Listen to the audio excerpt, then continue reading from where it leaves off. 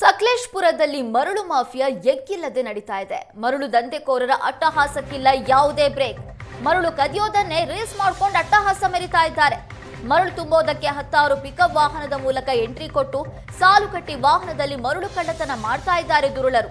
ಮರಳು ಕಳ್ಳತನವನ್ನೇ ರಾಜಾರೋಷವಾಗಿ ರೀಲ್ಸ್ ಮಾಡಿ ಅಟ್ಟಹಾಸ ಮೆರೆತಿದ್ದಾರೆ.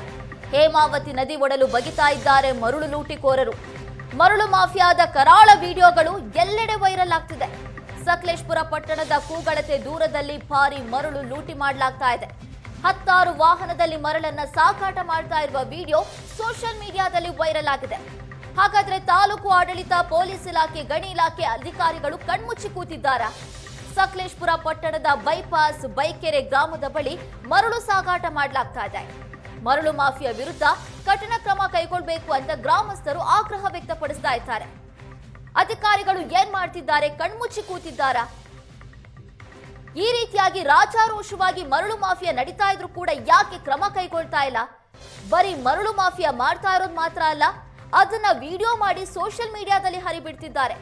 ಇಷ್ಟಾದ್ರೂ ಕೂಡ ಯಾಕೆ ಕ್ರಮ ಕೈಗೊಳ್ತಾ ಇಲ್ಲ ಅಂತ ಗ್ರಾಮಸ್ಥರು ಆಗ್ರಹ ವ್ಯಕ್ತಪಡಿಸ್ತಾ ಇದ್ದಾರೆ, ಆಕ್ರೋಶ ವ್ಯಕ್ತಪಡಿಸುತ್ತಿದ್ದಾರೆ.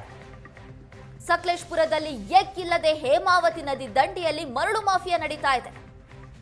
10 ಪಿಕಪ್ ವಾಹನಗಳು ಸಾಲು ಕಟ್ಟಿ ನಿಂತು ಮರಳನ್ನ ಲೂಟಿ ಮಾಡ್ತಾ ಇದ್ದಾರೆ.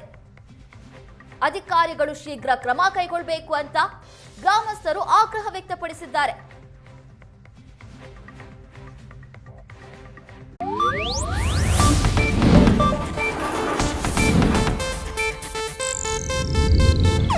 ಇದು ಏಷ್ಯಾನೆಟ್ ನ್ಯೂಸ್ ನೆಟ್ವರ್ಕ್ ಪ್ರಸ್ತುತಿ.